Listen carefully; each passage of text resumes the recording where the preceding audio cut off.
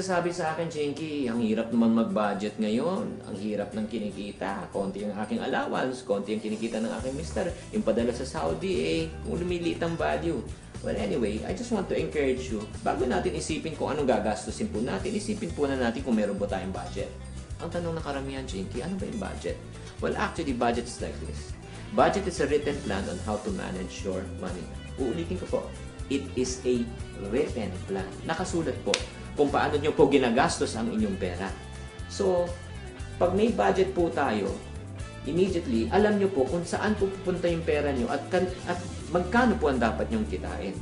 For example, if you give me an opportunity to ask you one question right now, tatanong kita, kayo po ba ay may budget? Magkano po yung budget nyo? Within 3 seconds, kung hindi po kayo nakasagot, ibig sabihin, hindi nyo po alam kung magkano specifically ang yung budget.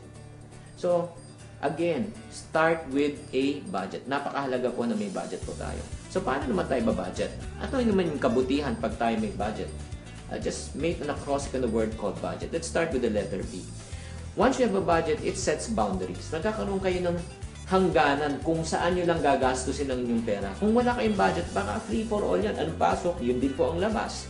So, pagdating ng mga pangailangan talaga, tubig, kuryente, upa, wala na po tayong pambayad.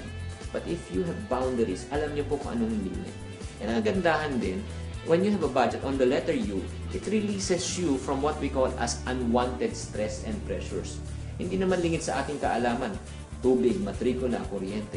Parating ng parating yan at the end of the month. So, dapat nakatabi na yan. Huwag po tayo living by faith na, sige, bahala na si Lord.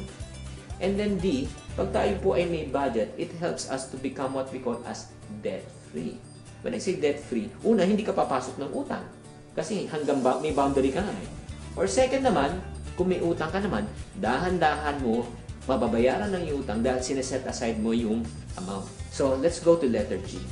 Once you go to the letter G, it would also help you to generate more money. Kasi ngayon, alam mo na kung magkano dapat mong kitain at 15,000 pesos per se. Then you target an income na 20,000.